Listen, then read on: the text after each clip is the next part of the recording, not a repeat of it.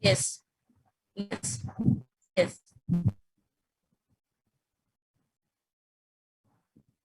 yes, a little decreased. Okay,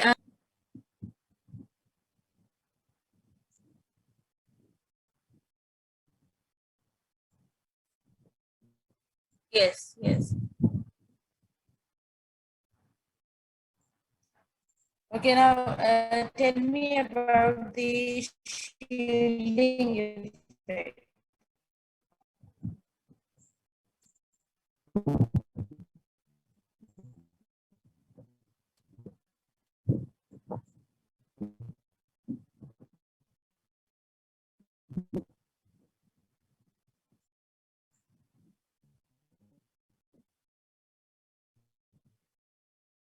The shielding effect with related to the forces between it. So I'm saying that better the shielding effect with reference to the forces of attraction between it.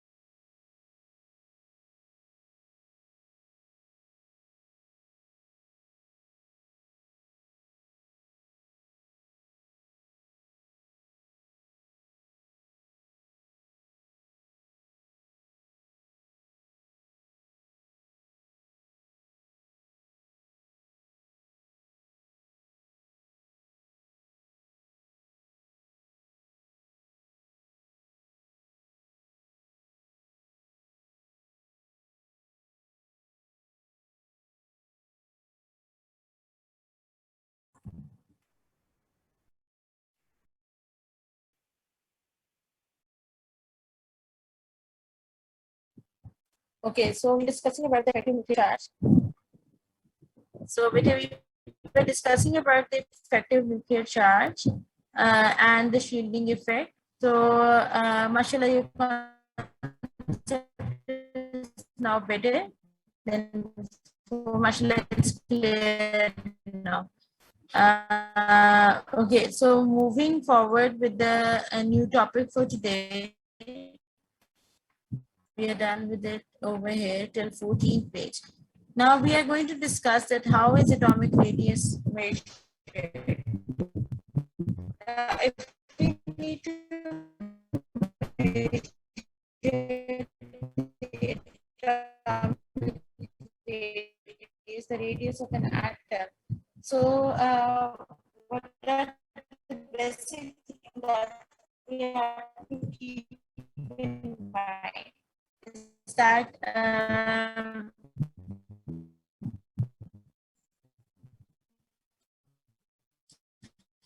number one is that we know that uh,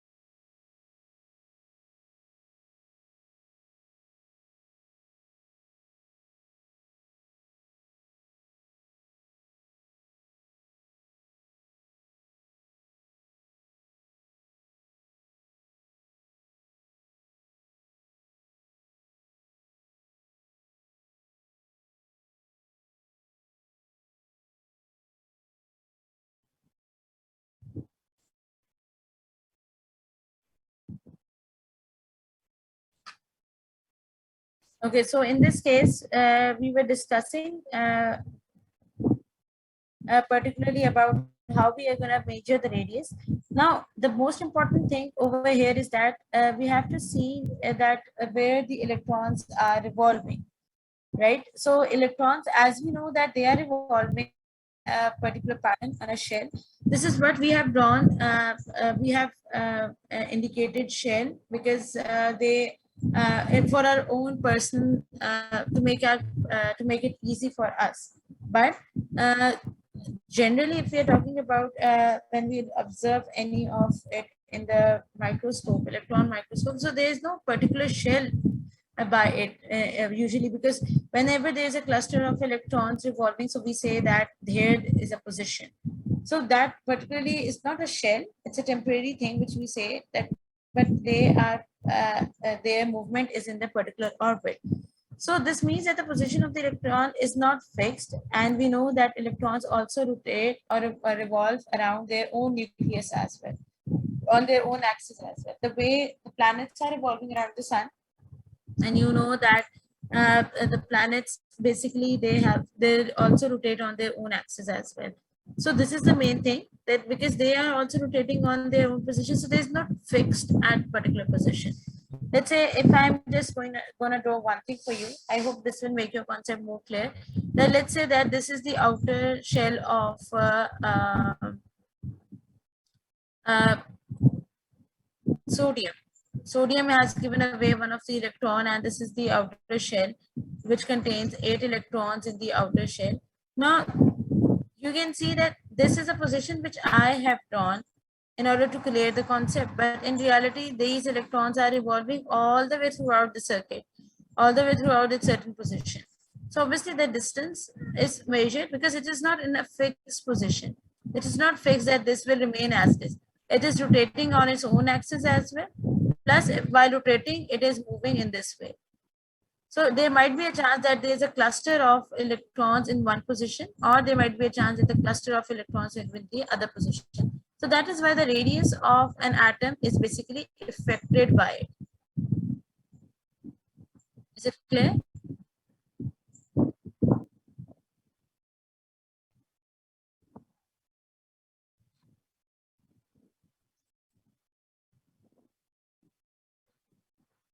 Yes, yes. Yes, yes. So one way of overcoming this problem and finding the radius of an atom is to measure the distance between the nuclei of two closest atoms of the element and dividing it by two. Now, what is the best way? That we basically take the distance of one from one nucleus to the other and then dividing it by two. Why we are doing it? Because there might be an electrons that are moving rapidly over here, right, and will disturb the particular radii of this atom, and there might be a chance that the electrons are evolving over here as well.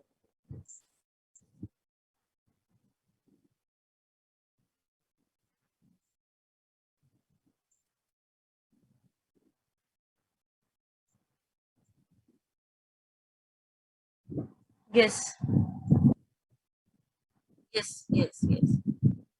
So the atomic radii of the atoms can be obtained from the X-ray analysis of the electron density. Now, again, they are not saying that it can be determined by in which the shell they are present. That is dependent upon the electron density. Electron density, obviously, because of where the electrons are more, that means there is a more, they are densely present in that area. So now using these techniques, it is possible to measure the distance between the nuclei of the atoms and to estimate the radius of individual atoms. Now in this case, one more thing is that obviously we need more than one nucleus, we need more than one atoms in order to measure, and they should be closer to each other, right? The two atoms should be closer to each other. That is why then we can easily measure the radius. Now, the atomic radius of an element can differ as it is a general term. It depends on the type of the bonding. Right? This is so true that obviously, if there is a covalent bond, definitely there is an overlapping of a shell as well, because there is a sharing of an electron. So the radius would be different. Similarly, if there is an ionic bonding, one of the atom gives away the electron and converts into ion. So then by converting into anion again, the atomic radii changes. Similarly, between the metal, the van der Waals forces, if they are present, the types of bonding alters the radius as well. So the atomic radius of a metal are obtained by measuring the distance between the nuclei of the neighboring atoms in metal crystals. So the atomic radius is simply half of the internuclear distance. This is what we have already discussed it. So this is sometimes referred to as metallic radius as well. So obviously when we are measuring the radius of a metal, so it is determined by the metallic radius.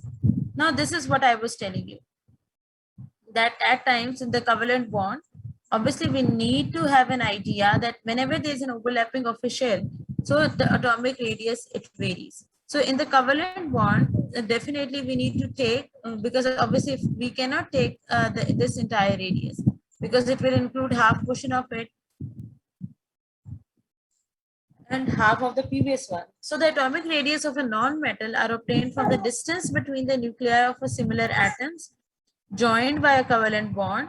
So a non-metals, the atomic radius is half and of the covalent bond length. So now this is basically considered that this is important, that for an non-metal,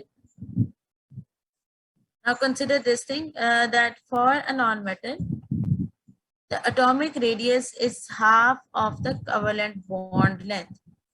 Now, because of this link to the covalent bond, the atomic radii of non-metals are sometimes called as covalent radii. Because basically we are measuring the radius of the covalent bonding. We are basically measuring the atoms that are under the bond, that is covalent bond. So obviously this covalent bond is due to the sharing of the electron, and when the electrons are being shared, so there definitely the distance between the nucleus and the outermost shell, it varies. And because of that variation, the radius differs. Clear?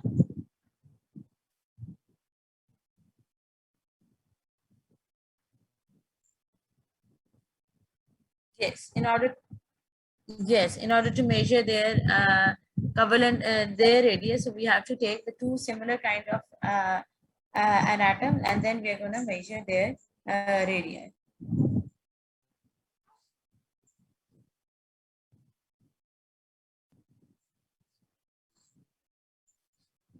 There won't be an issue if we are talking about hydrochloric acid. Obviously the molecules are just binding together, they are not overlapping it, they will be present side by side to each other. You can easily measure the distance and divide it by 2.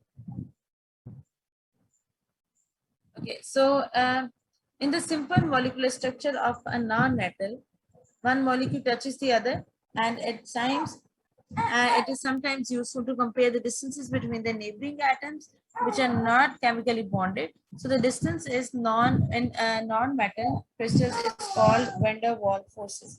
So now remember that in IGCSE O levels level we studied about the van der Waals forces.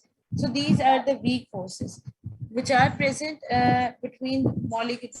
There are two types of forces: intermolecular and intramolecular. Can you differentiate between these two types of bonding, these two types of forces?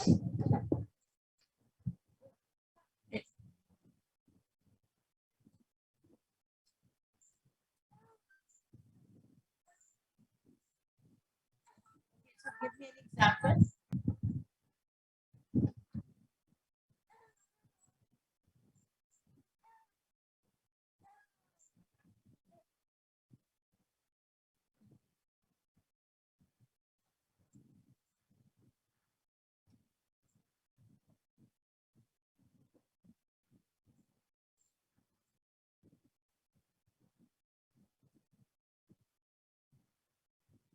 Yes. So if we are talking about the inter and intramolecular forces in a molecule, so then how are we going to clear this thing? Which type of force? Which type of force is an intermolecular and which type of force is intramolecular?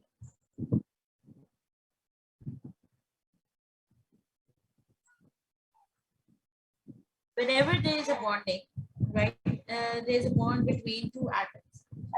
When there is a bond between the two atoms, so then there's a force that with the help of a bonding there's a force, obviously, because any bond is there, covalent bond is there, metallic bonding is there, so there are different types of forces. So when one molecule binds with when one atom binds with another atom, it is either ionically bonded or covalently bonded. However, if there is a bonding, if one entire bonded element binds with another bonded element, then it is van der Waals forces. I'll give you the example of iodine in this case. That iodine molecules, the formula for iodine molecule is I2, right? So yes, I2. So when iodine molecule, let's say this is one iodine molecule, it is bonded with another iodine molecule, and it makes I2. And this bonding is basically a covalent bond. Rather, I should draw obviously overlapping. So these are two iodine molecules. This is an iodine, a single molecule, because a molecule consists of a formula I2. Now, if I have one iodine molecule and it is bonded with another iodine molecule, I get a point that I'm talking about an iodine molecule is bonded with another iodine molecule. There is a force between these two. It's a weaker force that is present, and so that force is known as van der Waals force. The force, if I draw the structure with reference to the molecules, then I bonded with I, right? Yes, so then that is a covalent bond, right? But when this entire I2 is bonded with another I and I, then that is a van der Waals forces. So there,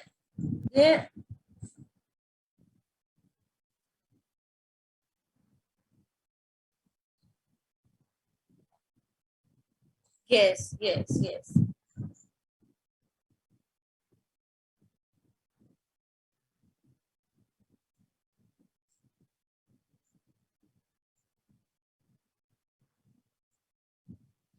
Yes, then that is intermolecular forces. So is it clear? Okay. So now they are talking about these forces as well, because obviously they can affect the radius of one bonded with the other. As the covalent bonding is affecting the radius, so obviously van der Waals forces is also affecting the radius. Now, in this case, here they are explaining to us that this distance in non-metal crystal is called van der Waals radius. So now van der Waals radius is also present. Now you can see that there is an atomic radius plus the distance between the two molecules. One of the molecule is present, right? And because of the covalent bonding, there is a sharing of an electron pair, and but this entire molecule is bonded with another entire molecule. That is basically the van der Waals radius. Let me mark it over here so that will clarify you more.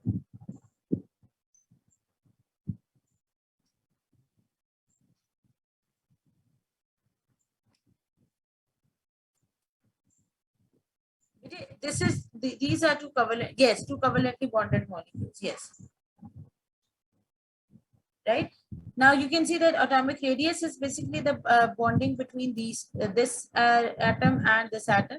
This is atomic radius, but the force between a complete this molecule and this molecule with each other is van der Waals forces, and the radius present over there is van der Waals radius. Okay, now consider a group of gases, argon atoms.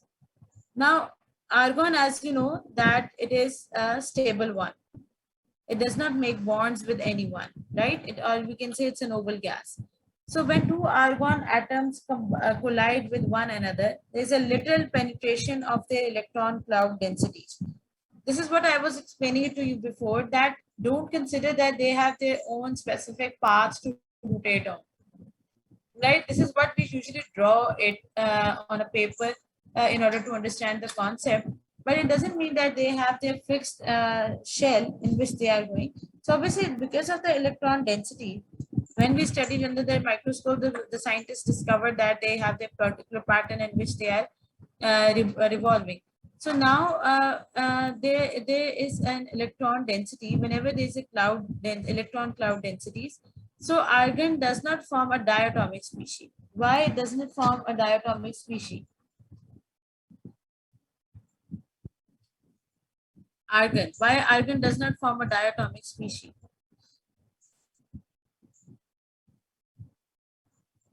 Yes, because yes, so that is why it does not form a diatomic species, right? So if argon is frozen in the solid phase, the atoms would touch each other, but obviously they won't be having a covalent bond within each other, right?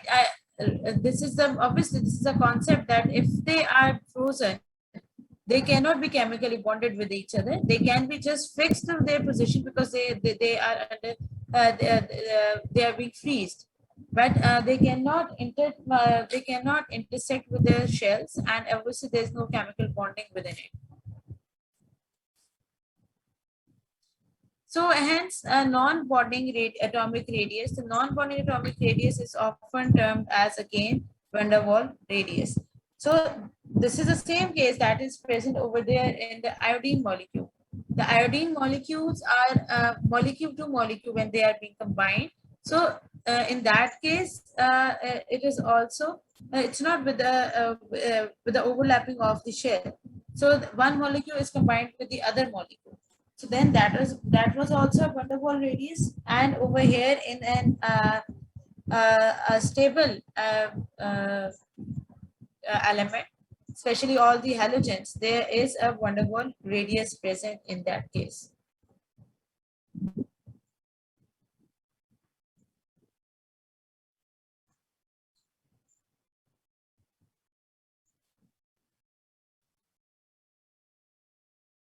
Yes, they will be just close to each other. That is why we talk about the van der Waals radius. We didn't talk about the atomic radius in that case. Okay, because you know that we have said that in order to find atomic radius accurately, we need to have the radius between. We need to have a radius between one nucleus to the other nucleus.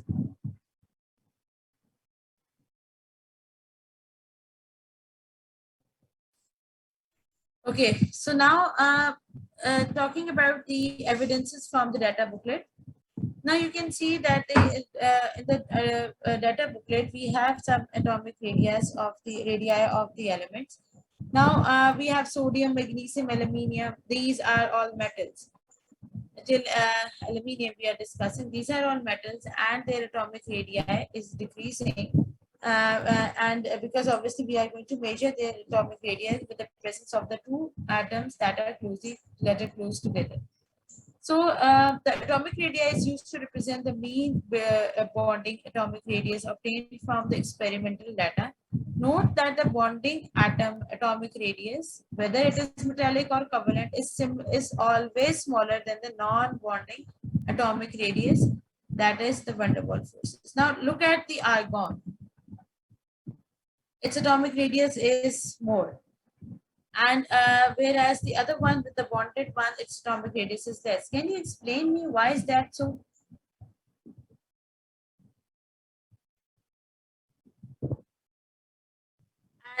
And okay, you can compare with chlorine or any other member, even with magnesium, aluminium. Why is that so?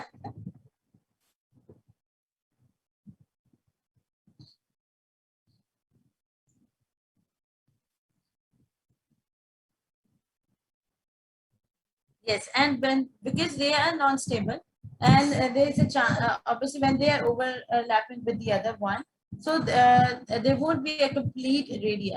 However, when argon is itself is a complete structure, It is not overlapping or pushing any other electronic shell and not influencing any electronic shell. So that is why there is a difference in it.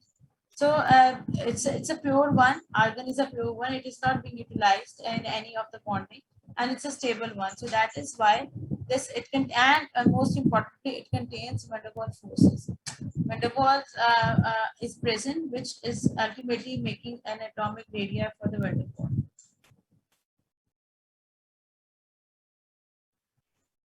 I'm saying that because of the presence of the radius between the atom, right? The two atoms of, let's say, it was either it can be sodium or it can be magnesium or aluminium. So there is a chance for the bonding, and when they either donate or accept or they share the electrons, so their outermost shell is being involved, and ultimately there's a chance of the radii to be reduced. However, argon is a full-fledged one. Neither the electrons are removed nor it is being added, and nothing is being shared with the other argon atom. So it remains in its fixed position. And because of that fixed position, there is no change in the radii, and it remains as it is. Okay. So now there's a difference. They have shown it to you. This is what they have shown it over here. Now you can see when we are talking about the metallic radius, how we are going to measure. It is measured between the distance between the two atoms that are closer together.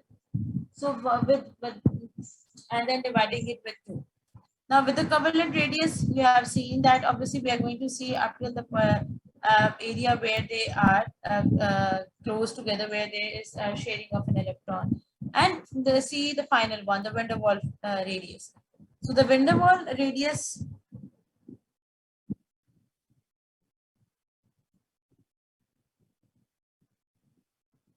Yes, yes.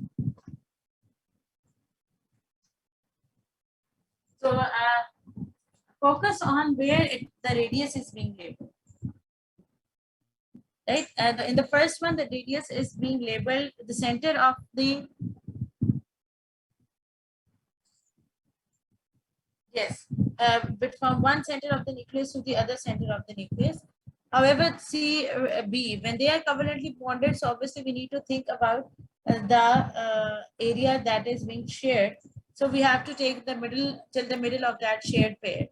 However, when we are talking about the van der Waals radius, so obviously the only radius which is present with a particular argon, and that van der Waals radius is only for group 18, or you can say group 8.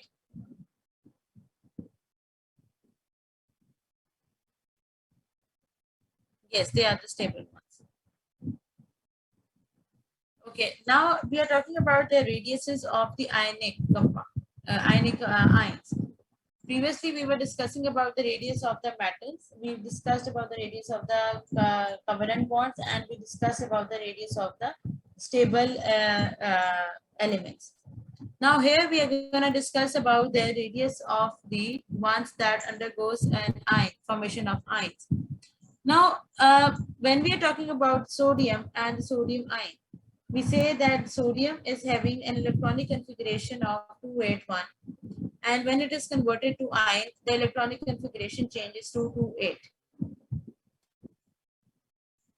Right? So there is a deterioration of one complete shell that is being removed, and because of the removal of that shell, the outermost shell, so the size of the ion is automatically reduced.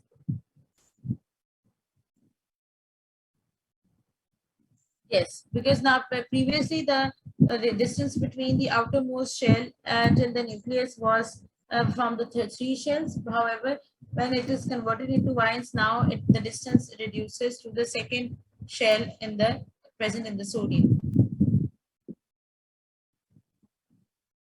Yes, up to the second shell. So if an atom loses all its outer electrons, the radius of the resulting ion is much smaller than the atomic radius. So this is what I have discussed with you. Now, so you can see the difference that when we have a lithium and a lithium ion, so the change in the radius is there. When sodium and sodium ion is there, there is a change in the radius. And when potassium and potassium ion is there, so again there is a change in vast change in the radius. Now the graph below shows the radiuses, the value of the radius of the atoms along with the ions. Lithium is compared, all the atoms are drawn with a straight line. However, with the dotted line, all the ions having the metal ions are drawn with that particular radius on it.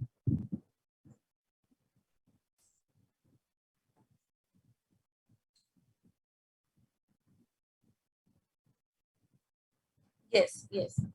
And on the contrary, if the um, metal, sorry, if a non-metal is gaining an electron, so let's see an example of an ion that is known as chlorine. So when we are talking about the chlorine, it is converted to an ion, and there is an increase in the number of electrons present in it. And when the number of electrons are present, so obviously because they're going to move far away a little from the nucleus, because as compared to the protons, the electrons are more in the negative charge ion, right? And because of that, definitely their radius, though again I'll make my point clear over here that there is an increase in the shell, right? Still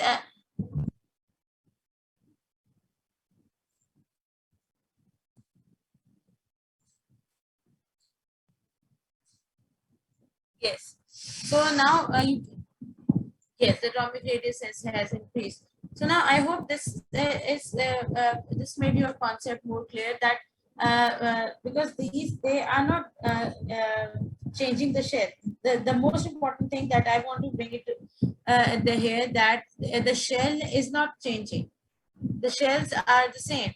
The electronic configuration of chlorine is chlorine atom is 287. So what about the electronic configuration of chlorine ion? It would be 288, right? So there's yes, yes, but what is increasing?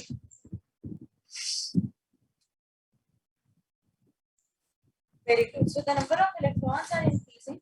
So definitely the presence of electron will change their distance from the nucleus. Why? Because the protons number remains the same, but the electrons are changing now.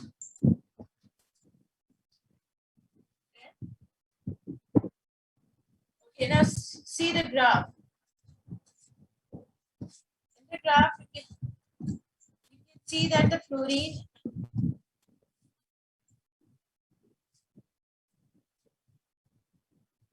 yes, yes, yes. So now the dotted line indicates the ion, and this solid line indicates the atoms. So if we overall comment, can you comment on the table? Observe the table once with the reading and comment what are the changes on the table.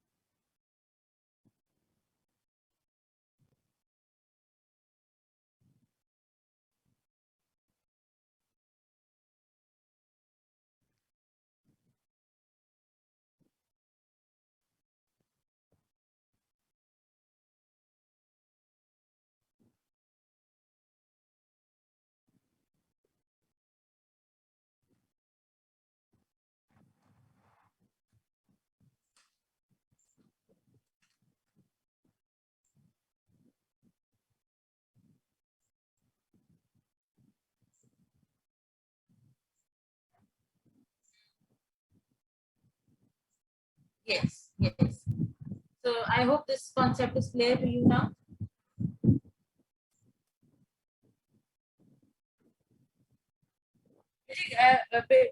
Because in group 4, what happened? It is very hard to give away the electron and it is very hard to accept the electron, right? So all group 4 members, they undergo covalent bonding.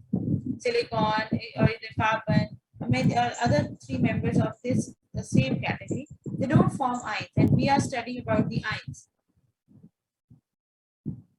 right? So we will be discussing carbon in the phase when we are going to study the covalent radiuses. So when we were discussing that one, it comes under that category. However, we can when we move across the period, and that the charges will be there. So we have discussed about the charges and discussed about the ionic atoms and also about ionic radii, and also about talked about the atomic radii as well. Clear? Okay, now there is another trend in period 3. We are talking about period 3. Can you explain this trend?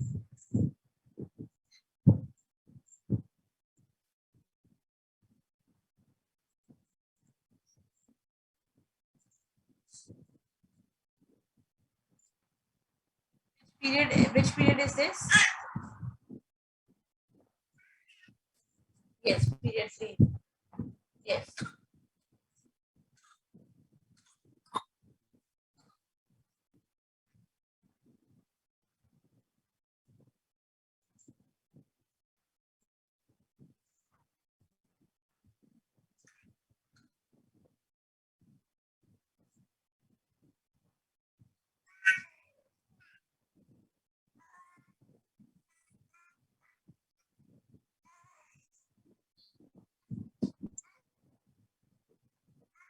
Please for what?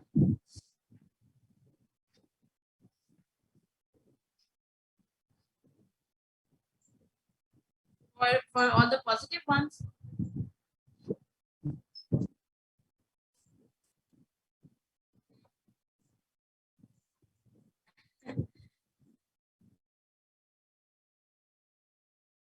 And Si silicon.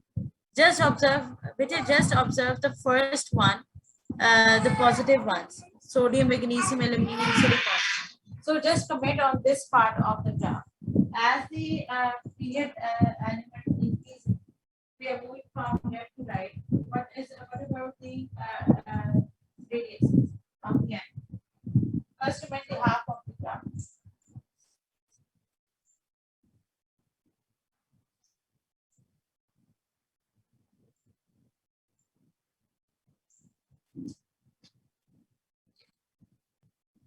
Yes.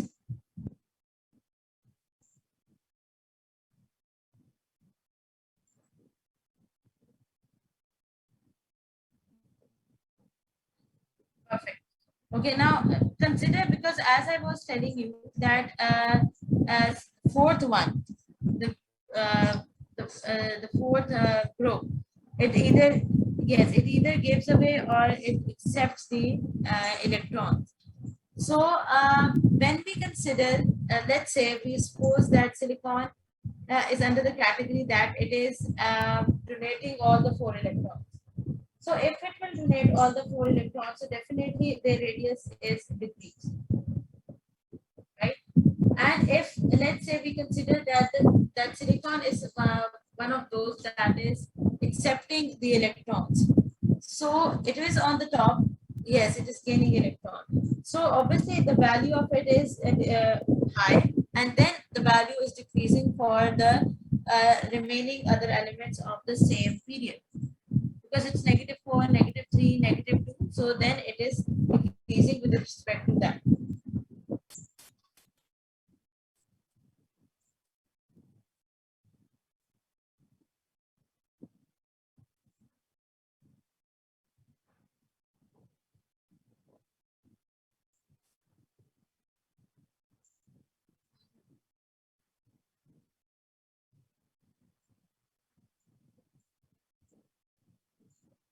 No.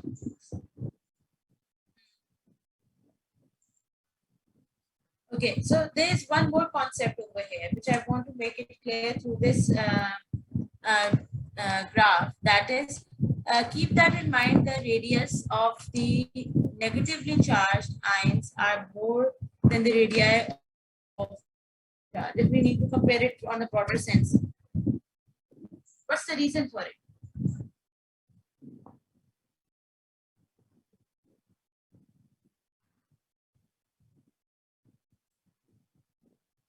Yes.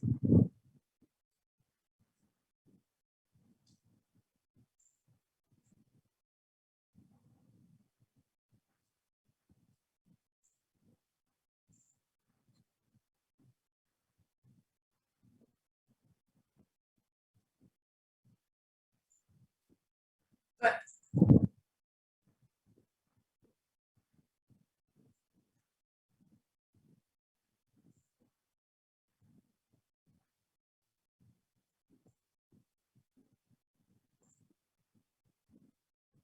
perfect, perfect. So this is the main concept, that obviously because of the change in the shell is totally changed. The shell, the number of shells are totally changing. So that is the,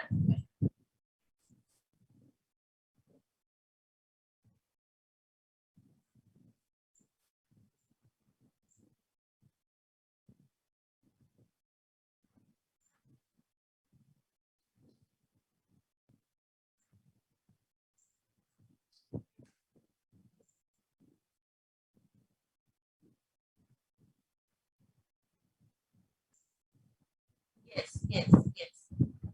That is why there's a difference in uh, the radiuses. Okay.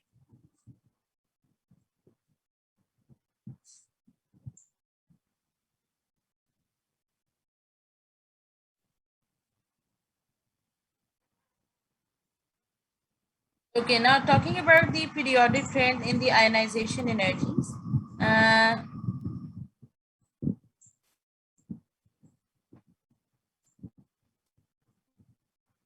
okay, we discussed before about the ionization energy. What is the first ionization energy?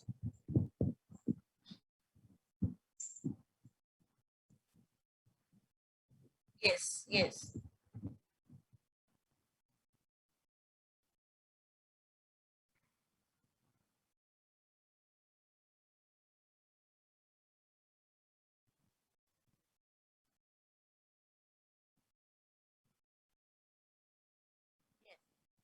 So when we talk about the ionization energies, we discussed that before as well. The periodic trend, we discussed that before.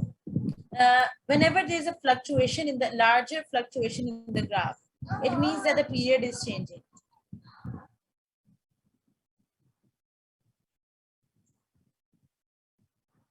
Yes, yes, yes, yes, yes. We are going to relate it now. Now look at the graphs. The first graph. Now this is the for a particular period of graph. Let's say I divide the graph into, this is the first portion.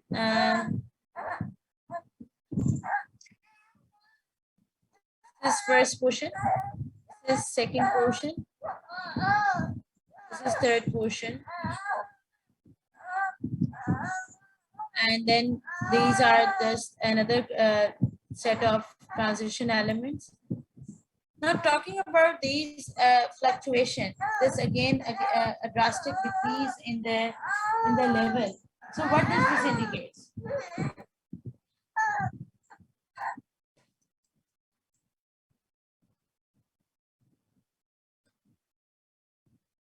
You need to tell me. This is the answer. Is my question answer? The answer of my question is in this, in your question.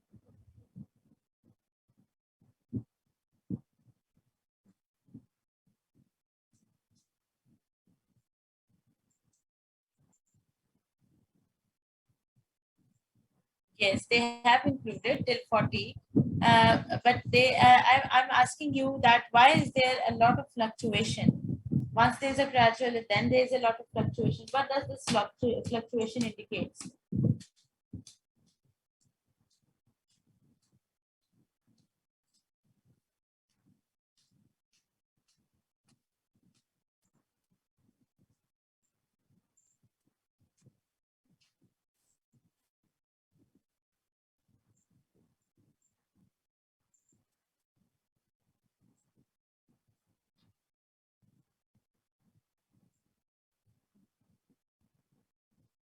Okay. You think that we are moving down the group?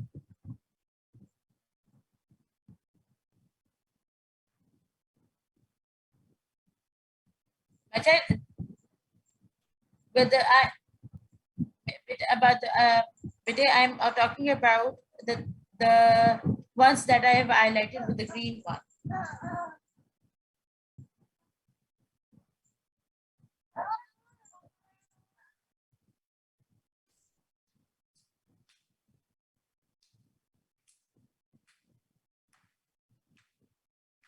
There is this is period one.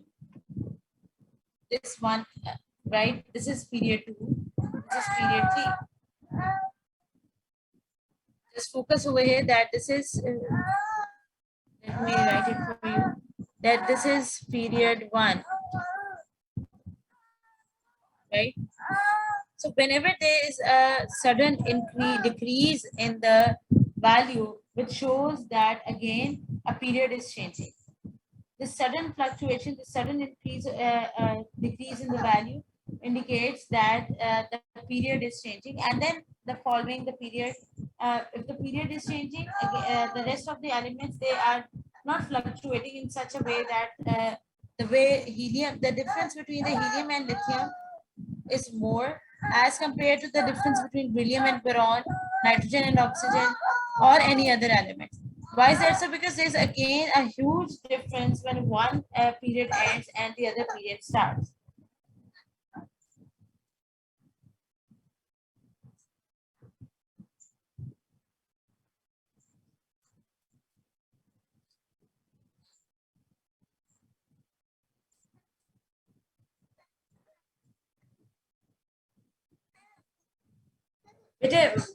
When there is, you know that we are talking about the ionization energy. And ionization energy means that there is a removal of an electron from the outermost shell. Right? If you write down the electronic configuration in the boxes for beryllium and boron, this concept will be, you'll be clear with this concept. You can draw it.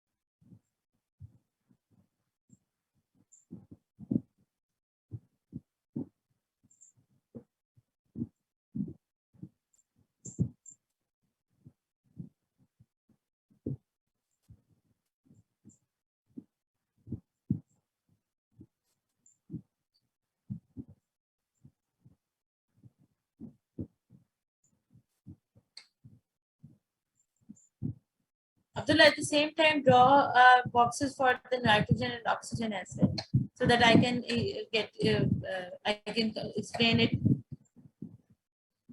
both the differences.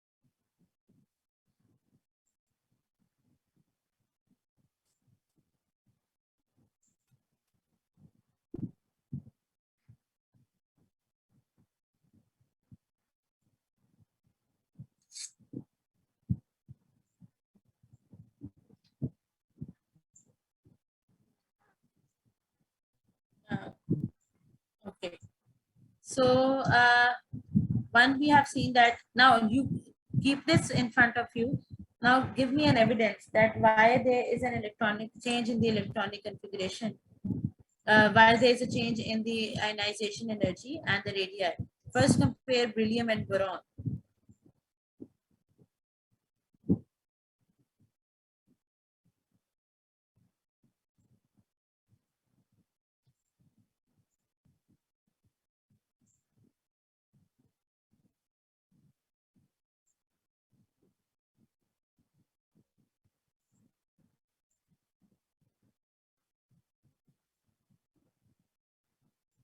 Yes,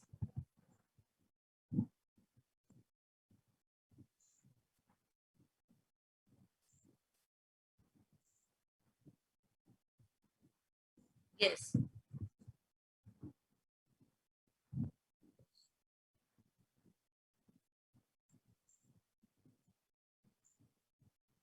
yes, good. Okay, now compare with the nitrogen and oxygen.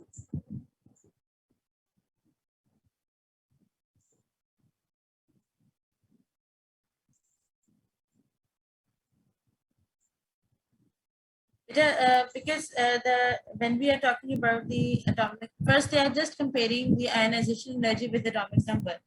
Right now, we haven't compared with the atomic radius. Right?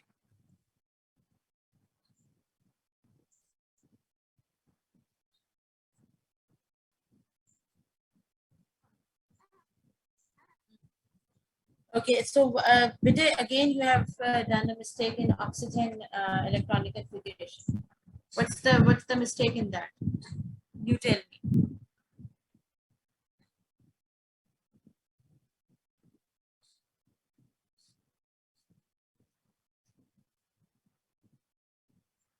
Yes. So you have basically indicated 10 electrons, right? Okay, so I hope this fluctuation concept is clear to you. Why is that so?